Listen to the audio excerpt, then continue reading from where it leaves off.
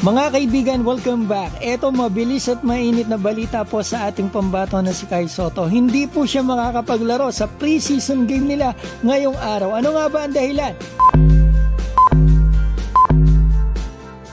September 16 mga kaibigan, may preseason game po ngayon ang Hiroshima Dragonflies. Kalaban po nila ang Shimane Susano Magic. Kaibigan, kasama po si Kai ng kanyang team na dumating dito. Ito nakikita natin. At the same time mga kaibigan, ang gusto kong malaman nyo, wala rin naman televised kahit nakapaglaro ang pambato natin si Kai Sotto. Ito, hindi po siya makakalaro. According mismo sa kanilang official website, ito yung post nila.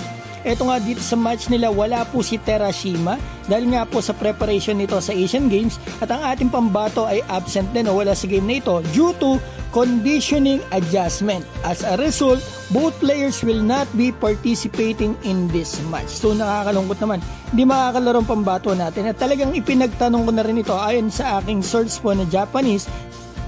Ang pahinga daw po ni Kai Sotto ay hanggang September 17. Yan po ang sabi sa akin. Matandaan naman natin, nagkaroon ito ng back injury bago pa mag-World Cup, at ito nag-World Cup at the same time tungo na agad dito sa Japan B-League. So deserve naman talaga ni Kai Sotto ng pahinga kasi talagang grabe rin talaga yung dinaanan niya ng mga games, Summer League, World Cup. So talagang sana maunawaan po natin na ito ay isang pre-season game pa lang. Mas mahalaga talaga yung regular season games niya. Bukas may game sila. Inform ko po kayo kung makakapaglaro doon ng pambato natin.